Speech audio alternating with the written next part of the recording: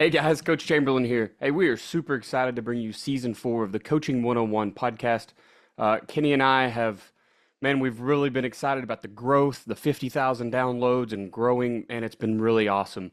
Tell you what, this season we want to bring you even more, right? We want more content, we want more guests. So what we're asking is that if you are a fan of the show, okay, if you like what Kenny's doing or what I'm doing out in the world for football, please shoot us a message. Let us know, okay? Let us know what you like, what you dislike. More than anything, if you want to be a guest, this is the season for you. Okay, we really want to bring some guests on and do a little more with the community. Uh, we've talked about all the good, all the bad, right? We've talked scheme, we've talked a bunch of team related stuff, coaching related stuff, how to organize everything. Now we want to reach out to you guys and see how you're doing it. You've heard us talk a bunch. You know how we're going to do things. We're excited to reach out and talk to you. So please shoot me an email, shoot Kenny an email. It's chamberlainfootballconsulting@gmail.com or fbcoachsimpson@gmail.com. Shoot us an email. Let us know you want to be on, okay? And I'll be reaching out to you just as soon as I can once I get those emails. Appreciate you guys. I hope you enjoy the show and season 4. Football made simple. Become great at your craft by finding ways to make it simple for those around you. This is the Coaching 101 podcast hosted by Findaway Productions with your co-host, Daniel Chamberlain and Kenny Simpson.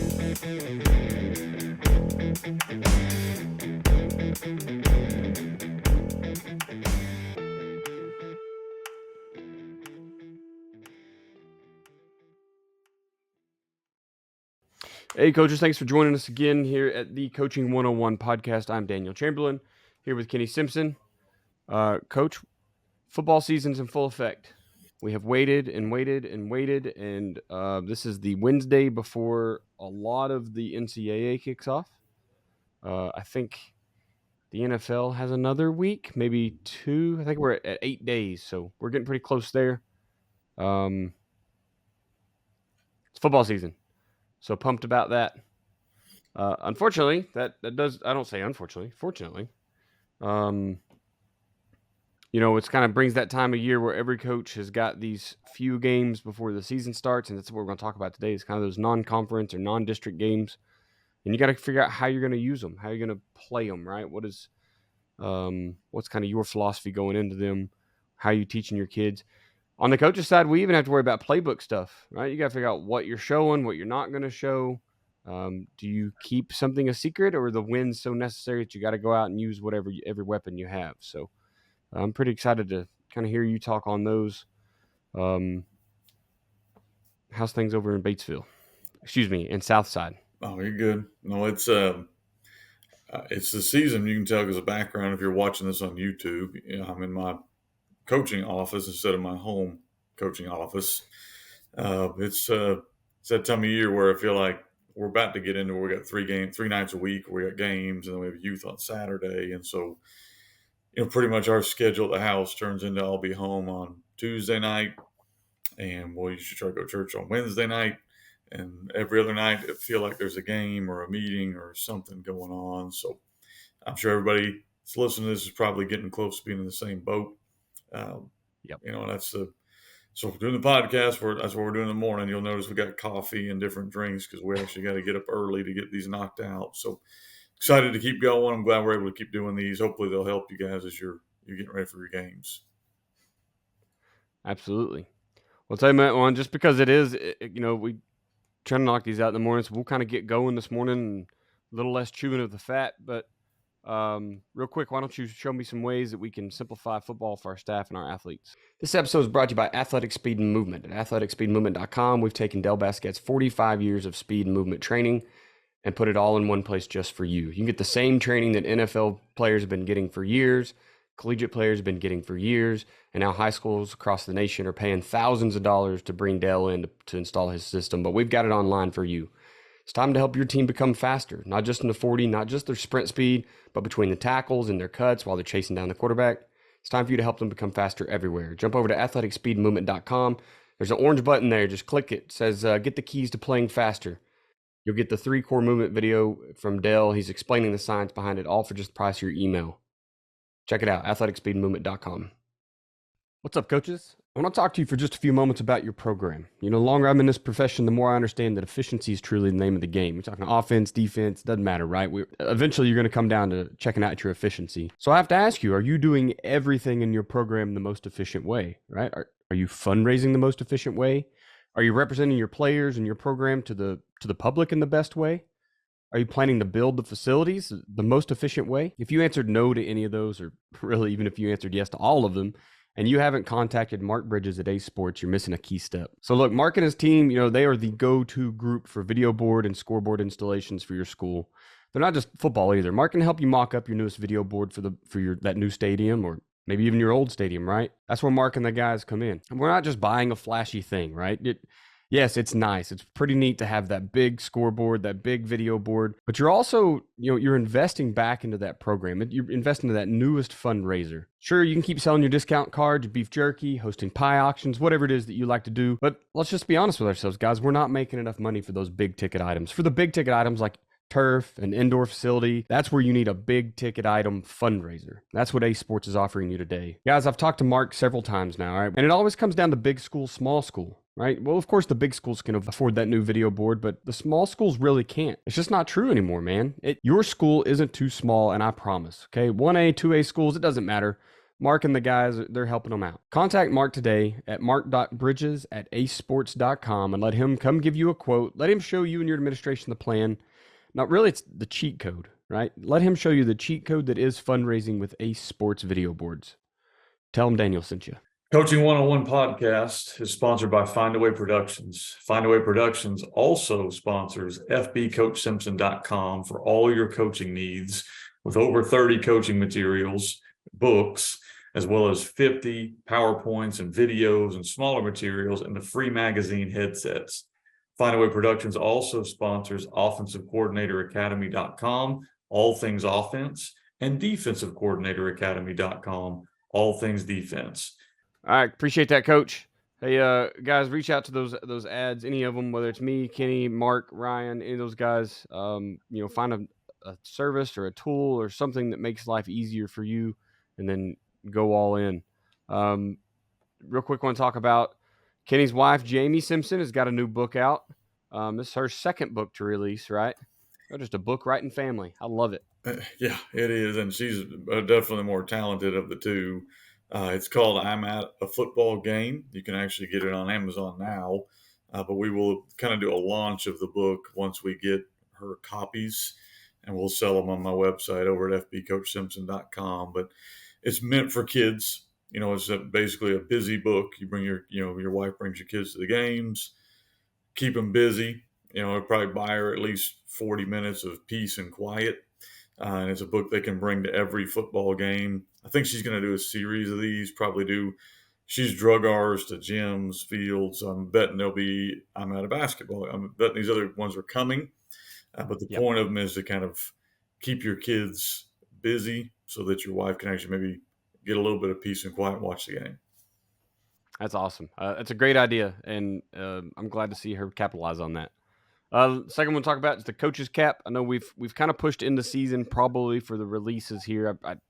Chronologically, I don't know when this one comes out. I got to go back and do all the math later today, but most guys are probably into that week 1, week 2 timeline.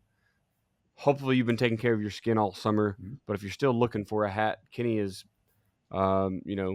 become a inventor this year as well, along with all of his other talents, and created us the coach's cap. Coach, what's that thing? Yeah, man, just think about how many of you guys this week showed up at practice and nobody had a whistle, or one guy had a whistle, or you didn't have yours. Try to kind of put it all in one hat together. So it's a boonie cap, and then it's got the attachment of the whistle. You could also add on. So my coaches will add on like their keys and whatever on the end of it too. So it's just got basically an attachment at the bottom of the drawstring where you can add what you need. But the whistle comes with it. It's coachescap.com. So COCHSCAP.com. We have several left. So if you want one, they're available. We made them all in gray on this first batch. So they should go for any team. Awesome. And then real quick, when we talk about the workbooks, if you're looking for a place to kind of organize your thoughts, whether it's special teams, offense, quarterback play, or coaching, whatever it is that you need to just jot down not buying a new system, not buying a new how-to manual, but a way to just organize what you already know, then I think that's where Kenny's workbooks really come in and fill that void for you. The newest one being the special teams workbook. I think was there an O-line workbook right before that? So I mean, literally anything you need, he's made a workbook for you to use and just help you organize your thoughts. So jump over to fbcoachsimpson.com and then check out, and there's a ton of stuff there. That's where you can get into Headsets Magazine, which is the free magazine written by coaches for coaches. I've written articles there. I've seen, I mean, a lot of really good coaches have written stuff in there, and then me. I'm kind of the newbie to the list, but so jump over there, get headsets. You can get those workbooks. I don't know. There's 1,000 things to look through nowadays. It seems like there's a ton on There's a there. bunch, and then and Daniel and we're actually just now starting, so who knows how long it'll be. Gonna be working on our first co-book together. I'm kind of excited about that. Gonna be called Alphas. Basically how to reach the culture of your locker room. So, but there's a lot of other books, and Daniel's got some articles over there on headsets. Those are free, so you can see if he's a good writer. I think he is. So that way you'll know if you want to buy that book whenever that comes out. I appreciate that, Kenny. I'm pumped about the book we're going to co-do too. That's just seeing the offer was amazing, but man, I think it's going to be a lot of fun. Just get in there and write and kind of share some knowledge and ask questions too. Like it's going to be a lot of fun. So, all right, let's get into questions here, Coach. So we are talking about handling these non-district games. I know for everyone it's a different amount. Like if you think about people up in where Joe's at in Virginia, I mean they kind of just everything counts because your wins and your losses give you points for playoffs, and who you beat can give you more points. So those guys don't even get these 3 weeks to kind of fine tune things. We get a couple scrimmages, and then we jump into. We generally have 3 non-district or non-conference games in Oklahoma. Some districts are a little smaller, and you end up with a 4th. So the numbers are all over the place. But the point of the matter is there's games that matter on your win and loss. But at the grand scheme of things, if your want is to go out and get a state championship, you don't have to win those 3 games, right? And in fact, some guys, Kenny, I know you kind of schedule up in size, like you're trying to go out and find competition. There's some teams that schedule way down; they just want to go get a confidence boost. So it is a very fine line to walk. So I kind of want to know, what is your philosophy going into these non-district games? Yeah, I didn't know. Did you want to do quote up front here, or do you want to Oh, move it to the yeah. Look at me. I jumped over it this week. So yeah, quote of the week. Why don't you go ahead and give us our quote of the Yeah, week? Sorry sure. about No that. worries. So, quote of the week this week, coming from the Team Themes version 4. This is in the quotes for coaches. I thought it would make sense for them. It's Winston Churchill said, "When there is no enemy within, the enemies outside cannot hurt you." And so the idea here being, don't focus on what's outside. Let's just make sure that what we've got together, our team, our coaching staff, or whatever, that we're pulling the right direction, and then you can do big things. A lot of times we focus on, we're going to talk about this episode too, we focus on the other team instead of what we need to be focused on, which is our own team and what we can control and move forward with that. So now, question I think you had, Daniel, I'll kind of get to that one. You had basically non-district games, and you mentioned it.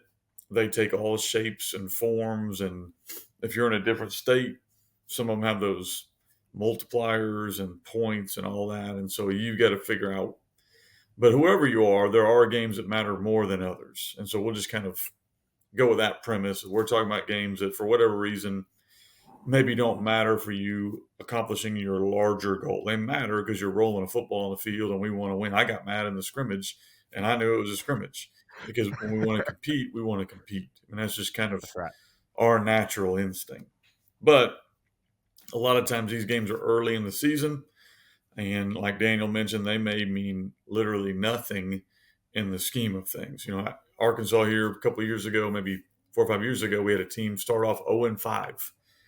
So they lost their 3 non-conference they'd scheduled up. They started off 0-2 in conference, which was the number 1 team in state and the number 4 team in state. That team won the next 5, and then won the next 5, and ended up winning the state championship at 10-5 because they were setting up for what's coming, not focusing on crap. We're 0-5, we suck. And I think that's what you have to kind of think about in these situations. So they all can be different. To me, I think every non-conference game, it can mean different things based on a lot of factors. And here's the factors we look at. One, what's your recent success? Like if your program, Daniel mentioned it, has not had a lot of success, you need confidence. You got to get it somewhere. And winning is the best way and really the only way to do that. So for me, if you're a program that you've been 0 and whatever, 1 and whatever, these non-conference games probably mean a little more to you than they do to a program who's had consistent success throughout. If you're a team that's had a lot of success, you can kind of do different things in these. You can schedule up to really hard competition. You might play more kids. You might hide more things in your playbook. We'll get through a few of those things. But if you need the wins, go win the game. Okay. Also, some of these non-conference games for us, they might be local rivalries. Like we got a trophy sitting behind me. We play 2 games this year that involve a trophy, which means it's a close game. One of them is a conference game, and one of them is now a non-conference game. But the team is 10 minutes down the road. So that non-district game matters more than the other 2 because you're competing for your area pride.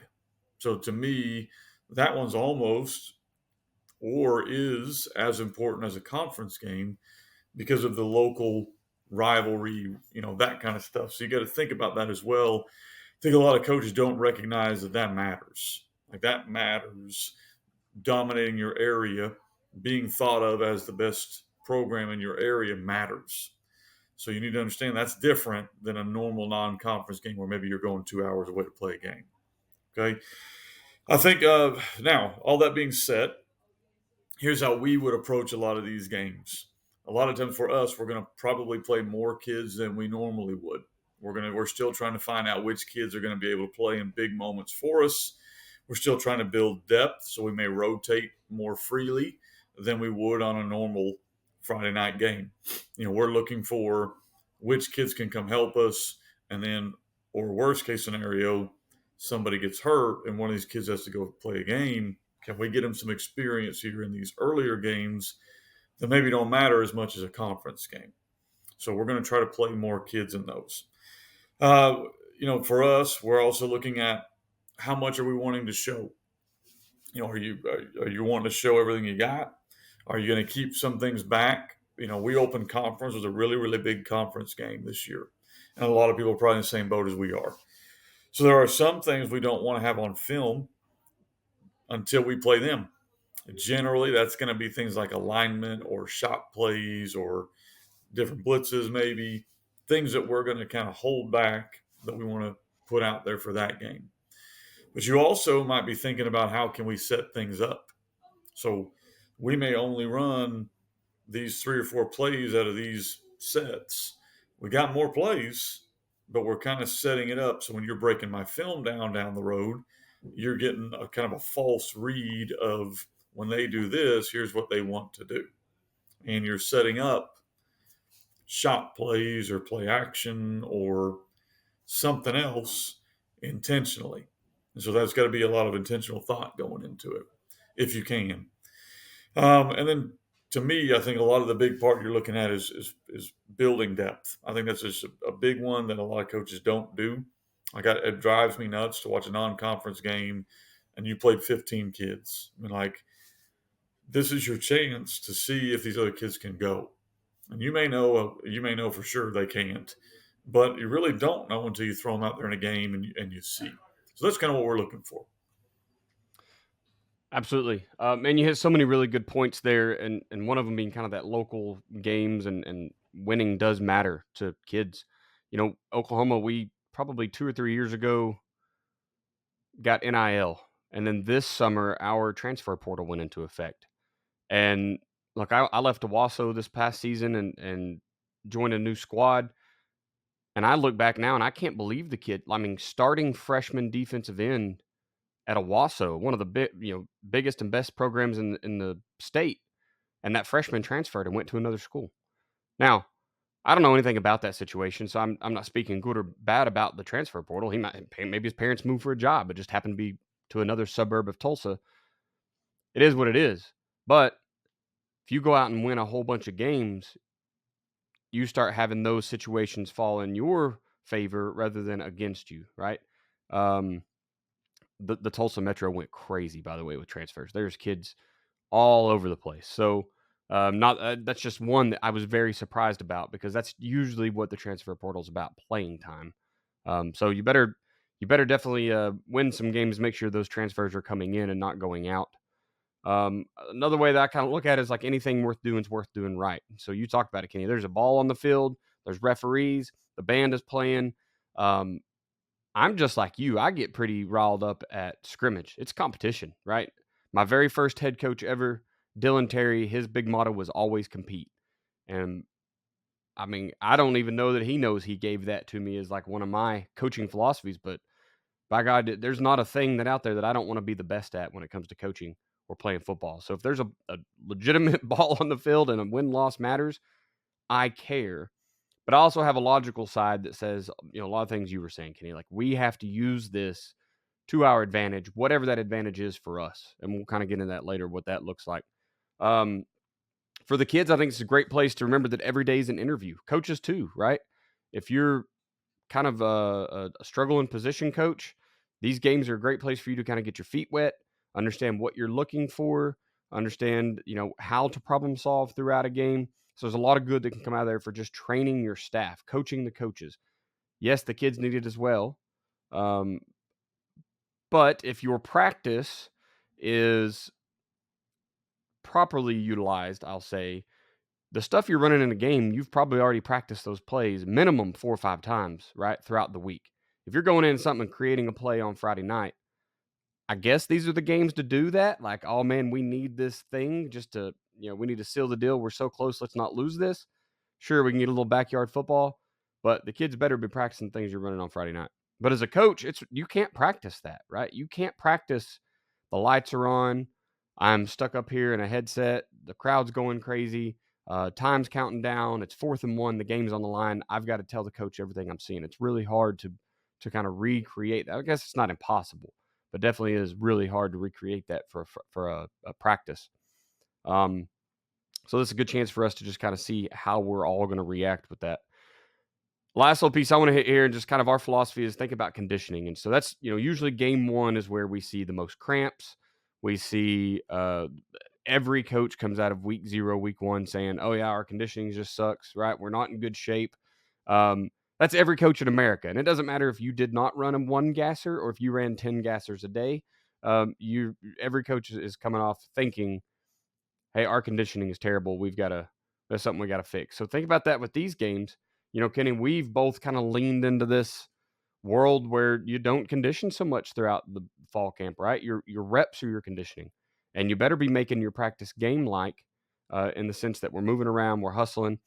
We talked about it a couple episodes ago, 4 or 5 seconds of go time and then 20 seconds down, right? Just kind of trying to replicate that feel of a game is what your practice should be like. And then there's some conditioning you can do, the metabolics and stuff we all kind of talked about multiple times, but there's nothing like a football game to replicate a football game. So, that's something you can go in here is just to understand you might have to play a few more kids that you didn't want to. So make sure you got them ready to go. Because that conditioning is definitely something you're going to go in or you're going to get in here. So jumping into part 2, why, and I understand the philosophy and the importance of the games can be very similar, but they also can be different, right? Our philosophy is we want to win the games if we can. We're not going to risk the entire season to just go win these non-district games, but we understand winning matters. So why are these games so important? Well, I think you hit a couple things there. I mean, you're setting the tone. You can you lose a non-conference game and then get better as the season goes on? Absolutely. But it's always better to win. I think that you're building a culture of winning. I think that's important to do. So anytime a ball's out there, you want to win the game. For me, again, a lot of times you mentioned the NIL. I didn't even think about all the transfer stuff, but winning local games matters. Kind of being known as the program that people want to go to, that matters. And ultimately, no one's going to leave a game and go, well, coach didn't play all his guys. They're just going to name the score. That's what they're going to think about as far as how success is judged. To me, I've mentioned it in the first section too. You're trying to develop kids. You can hear our 37th graders over there getting ready to go out to practice. We're trying to Yeah. develop kids. And so to me, these non-conference games are really your best opportunity to do that. You don't really want to do them when your season's on the line. Now you got a guy out there, but these are chances to see, can this kid be on kickoff? Can he be on extra point field goal? Can he be on our punt team? Can he rotate in at receiver and not lose his mind? These where you're trying to figure these things out. You got to do it in these games because you don't really want their first experience to be in a different game. And I can't hammer that hard enough. You're looking at concepts. Like, what concepts have we put in that we want to work and see if we're any good at? You might have worked mesh all summer, and you come out and you just can't do it in a game. Well, that's the only thing that matters is, can you function when the pressure's up and do these concepts that you're trying to work on? To me, it also looks at, like, what's where are we going to live? Like, what are we going to make our money on? If I need 4 yards, what play am I going to call? And really, every year that's different. So we kind of go into a season with the mindset of, we think this is going to be where we're going to live and what we're going to do, and the game's on the line, how we're going to be. And then the first 2, 3 games, that may not be working, but something else is working. So let's pour more time into what's working and less time into what's not working, and adjust and modify and evolve so that we can find what this team needs to be good. Your go-to on defense might be just calling base. Some teams, it might be sending the house. You need to kind of know, what do they need?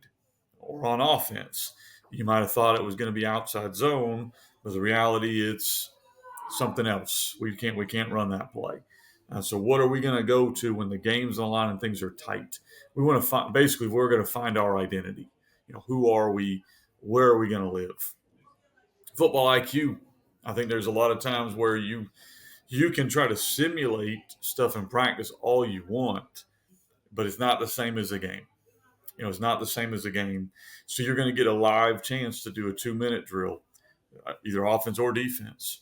You're going to get a live chance to deal with, we're up 3 or we're down 3 in a close game, and we got to get a first down, or we got to stop them from getting a first down. You're going to get in these situations. Hopefully you've practiced, but now you got to do them. We're going to get in and where we got to sell out to block the punt, or we're going to lose the game. Or we're going to get into where we got to protect it and get the punt out so we don't lose the game.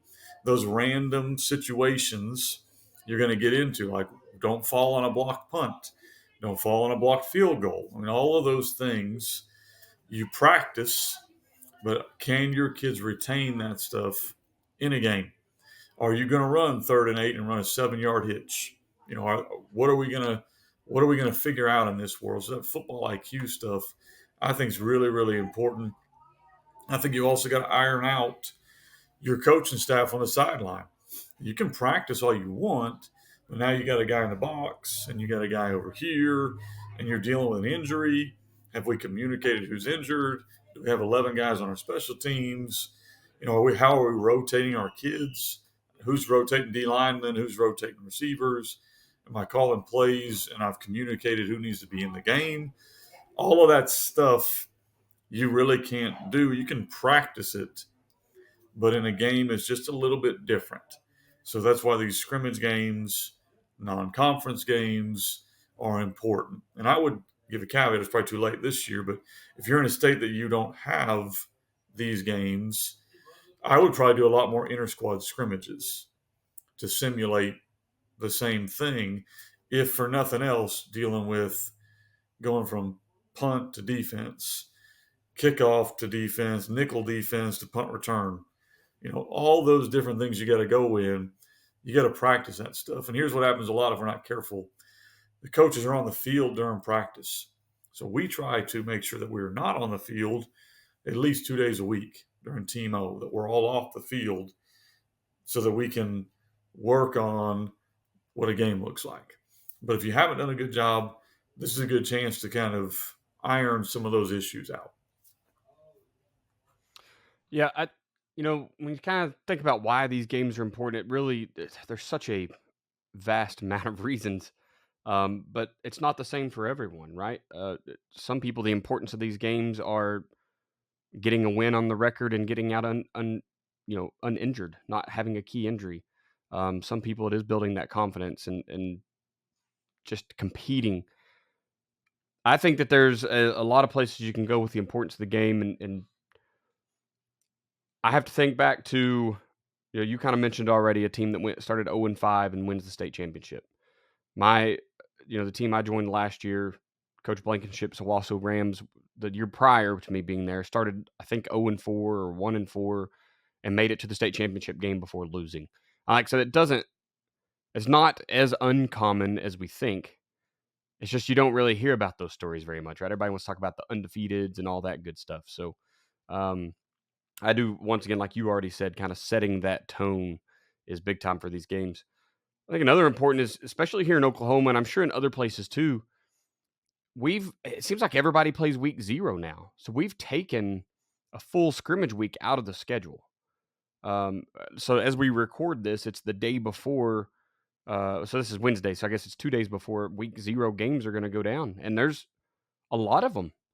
And so as guys use more spring ball and back their game up to week 0 so they can find a bye week somewhere, you've lost that extra competition to really judge your kids, to figure out all the things you just said, Kenny. All the how's the sideline work? We talked about conditioning already. What concepts are we going to show? There's a lot of things that we're eradicating by backing the season up, right? Which I really think is so weird, because I understand the need for a bye week. 100% makes sense to me.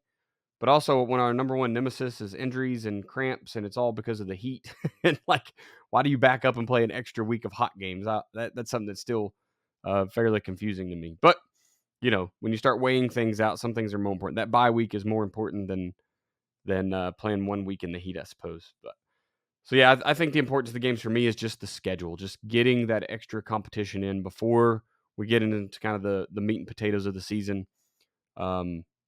Especially if you've got young players, right? It is a big time place to teach lessons on the field against live competition, for if you're having to start a freshman somewhere. Maybe it is at quarterback, right? I Last night I had a hard time getting to sleep, so I turned on some Georgia Florida high school game, and it was like a sophomore starting quarterback, and this is an ESPN game. I was like, man, can you imagine being the coach going in with that kid? Like, I don't know how it turned out. I finally fell asleep.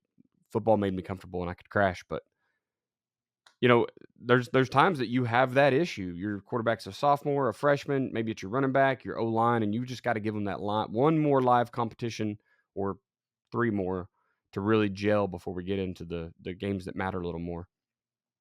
All right, last question here, and I understand that some of these overlap because, well, we're talking about 3 games before your season starts, but are part of your win-loss record. So how are we getting the most out of these games without sacrificing those potential wins later on? Yeah, I think it's hard to do both. I think you just need to decide up front, how are we playing this game? And I think when you're going to be frustrated if you're trying to do some hybridized method. I think you need to say, hey, we're trying to win this game, or hey, we do want to win because it's a game, but we are mainly focused on development. And I think that's up to the coach. Like, your situation a lot better than we do. I also think sometimes that we overthink things, like we worry about injuries because they're going to get hurt. They're going to get hurt. Like I don't think you can go into it. Now there are things you can do to help, like limit contact in practice, be smart when you have contact in practice. Maybe don't play a kid every single snap of the whole game. And those are things that you might be able to control. But other than that, guys, it's if they're going to get hurt, they're going to get hurt. I don't really think that you can say we're not going to play this kid, and if he's going to be your guy, he's going to be your guy. I think there are things you can do that are just naturally logical. But for the most part, I don't think you can say that, hey, we're not going to let our quarterback run the ball and you're an option team. Well, that's kind of what you do. You need to do that. Like we went to scrimmage. I didn't run my quarterback a lot, but he's a runner. He ran it 4 times because that's what he's going to do. When he got hit the most on drop back passes. That's just kind of, so we're going to do what we do. And I think you need to play it that way and not really worry about what if we get a guy hurt? What if this happens? They can get hurt walking down the street. Just let's be smart with them, but play your kids and don't overthink it. If you're playing to win, play to win. And I think a lot of it just depends a whole lot on how valuable it is for you to win. Like, How much is it for you to win? We're all in different situations, but to me, rarely have I walked into a non-conference game with the mindset of it. I don't care if we win. Of course, you care if you win, but sometimes you are walking into it where we want to win, but we also want to make sure we do X, Y, and Z. Like we want to make sure we're throwing the ball more than we probably would normally do, or running the ball more, whatever you're working on, or playing more of these kids, or we're going to rotate these 3 or 4 kids. Some suggestions I would have for you if you decide, hey, we do want to win, but we want to make sure we play more kids, is script them in the first 2 drives. Because after the first 2 drives, adrenaline kind of starts kicking in and you just start trying to call things. But if you know on drive number 2, we're putting in our backup guard, our backup tight end, our backup receiver, our backup quarterback is going to get 3 or 4 snaps during this drive. Doing it early, you kind of are able to do it early and see how it goes. And then if it's going well and it's going how you hoped it would go according to plan, you can keep doing it. If it didn't look very good and you're like, crap, I need to win this game, well, then now you just play to win, but you've accomplished what you wanted to accomplish. And so there are ways to try to do both. I'm a big believer on, man, go and win the game. I think you can hide stuff and set stuff up. So there are certain things we kind of know going into a week that, hey, we're not going to run this because we are saving it. But if I see anything else, I'm not going to hold back a chance to score. Like if you are just giving me something, we're going to take that. Like I'm not going to not run plays to be successful when I know this would be successful. So I think that's something that you need to do as a coach. And so that's just a mindset for us. We've already mentioned several other things. I think weigh how important they are. And I think, especially if you're a young coach or you're a coach at a new school, those games matter more for you than a guy who's been in a school for 10 years. So if you're in this and you're listening and you're trying to go, well, do they matter? Well, if it's your first year to school, yes, they all matter. If it's your second or third year to school and it's not gone well, they matter. So just that's the answers I would give you. Yeah, so there's, you talk about injuries. I don't know where I heard the quote, having talked with so many coaches nowadays, that probably you or Joe, honestly, but someone told me, you can't win the state championship in the off season, but you can definitely lose it. Right. And I think that sometimes goes for this too. And I know you just said we overthink this about injuries, but you go back to think about Boobie Miles and the Permian Panthers, right? If for whatever reason the game's out of reach one way or the other, that's when you have to be smart as a coach about those injuries. If you're up, you're down, whatever it is, the game is out of reach. That's when I think you need to be thinking about injuries. Less so when the game's on the line, right? And I don't think you can go out and preach a culture of, hey, this game doesn't matter, and then get your kids out there playing half speed, and that's when they're really going to get hurt, right? So I don't think we can change our practices, our habits, our culture just because these games maybe don't matter as much to us. You still have to go out there and preach the victory and go get things done, because otherwise your kids, you may get injuries due to just playing slow. Just like you said, Kenny, I think really getting the most out of these games does vary by team, and you already covered a bunch of these, but if your team was 0-10 last year, you need to go win these. Now, maybe that means you got to schedule down a little bit and do that confidence-boosting wins thing, right? It seems like think about college ball, right? Most of those teams are scheduling nobody's week 0, week 1, week 2, unless you're Florida State and you thought you scheduled a nobody and Georgia Tech whipped your tail. But, you kind of need that tune-up game to get ready for the real season. And so maybe that's what you're trying to do. I think something else we have to think about here is just where are you trying to plan your surprise? So I think up until you're going to get one opportunity to save a scheme, a passing concept, a shot play. Here's a new formation we're using this year. Whatever your new wrinkle is this year, you get one chance to really break that out in a game, right? So if you used it in scrimmages, well, maybe you probably shouldn't have done that. It's good to get live looks at your new stuff, right? That's really good, but you probably wasted that and you could have used it surprise week 1. If you've gotten through week 1 and week 2 without using it, maybe you win both games, maybe you lose them both. If it was the difference in a win, I'm probably pulling it out. I'm probably like, hey, here's this new thing we're doing. Let's go get the W.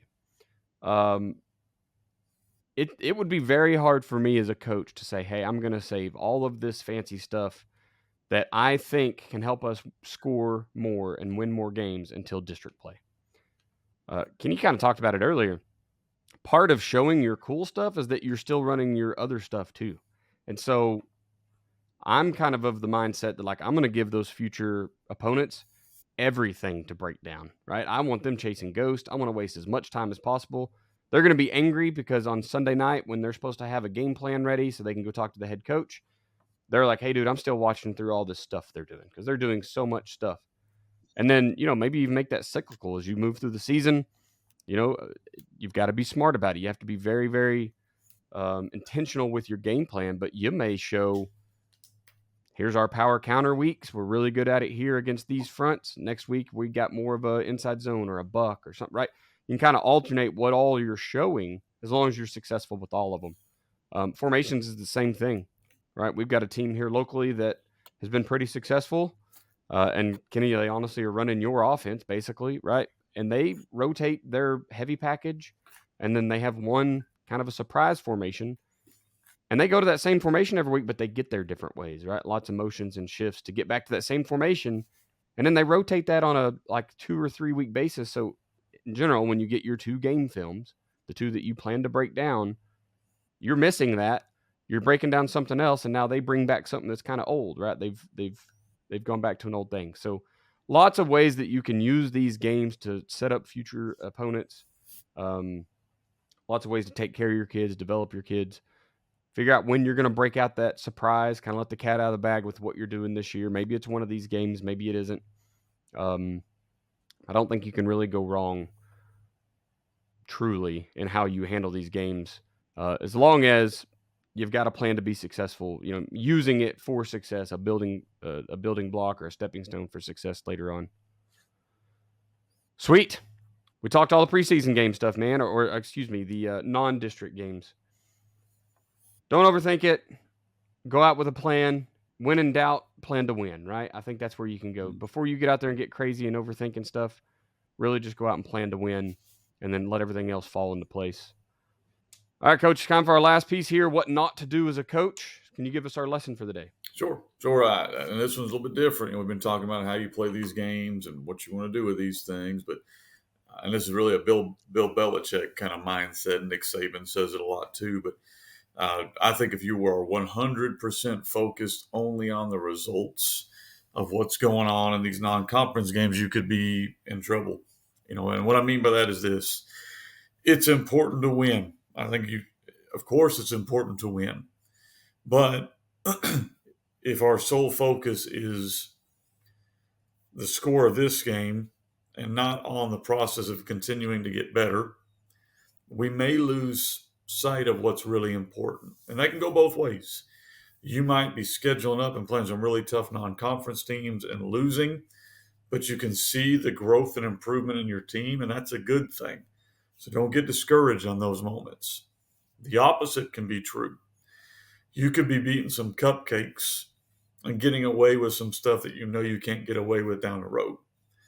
So be careful and make sure your kids understand that. I want our kids to understand our standard is not a scoreboard. Our standards are standard. Did we do our job as good as we could do? Did we hustle the ball? Did we encourage each other? If those things are being met, then we are going to have to say that, hey, we're okay with where we are. Win, lose, or draw. If those things are not being met, then we're not okay with where we are.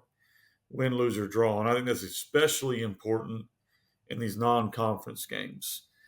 Obviously, you get in the conference, I'm not saying results don't matter. Of course they matter. But these early games, really be focusing on the process of, are we moving the right direction? Are we doing things the right way? Are we seeing improvement?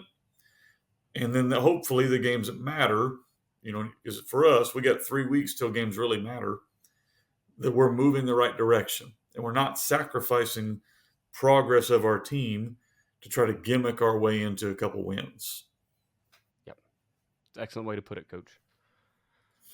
All right, man. Let's start working our way out of here. So once again, just to mention that Mark and Ryan over at Ace Sports, guys, it's the perfect time to call them, get them in, let them meet with your admin. Because if you're in need of their services, meaning you don't already have that big ticket item fundraiser, you don't have a video board, this is a great place to put the bug in your admin's ear and say, hey, here's what could be. And now they're going to go to every Friday night and just imagine that big 30 by 17 video board at the end that's celebrating their kids, throwing ad placement out there, even highlighting them, right? You can even sell it that way. Look, we're going to talk good about the school admin. We want kids and teachers and parents to come here. And this is a way that we can help get kids there. I imagine that will speak to pretty much every admin out there.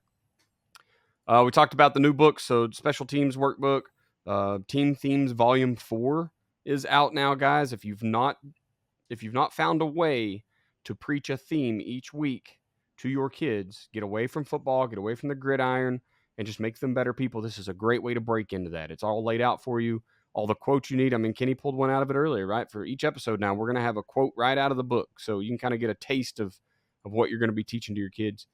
Social media, I am at Coach Chambo OK on Twitter/X. You can email me at chamberlainfootballconsulting@gmail.com. Go over to chamberlainfootballconsulting.com. And last but not least is my YouTube.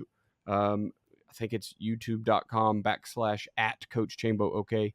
And if you're feeling frisky, you need somebody to come help with breaking down film, you need somebody to help you game plan for a week, self-scouting, I have packages for that over on my Patreon. Jump over to patreon.com, Chamberlain Football Consulting, and there's a level there from you, all from just jumping into some Zoom meetings, having one-on-one consultation, to me literally helping you break down film on the weekend. So find a package that's good for you. Kenny, where can we find you at, sir? All things FB Coach Simpson. So at FB Coach Simpson on Twitter, FB Coach Simpson at gmail.com for email. And then you mentioned the website several times, fbcoachsimpson.com for all your other needs. Don't forget to go get the Gun T system. I'm watching a youth program run it right now, 5th and 6th grade, and it's exactly what they need. They're different than other people. Nobody else is pulling guards. They're changing up reads of people's linebackers. Defenses are struggling to plan against them.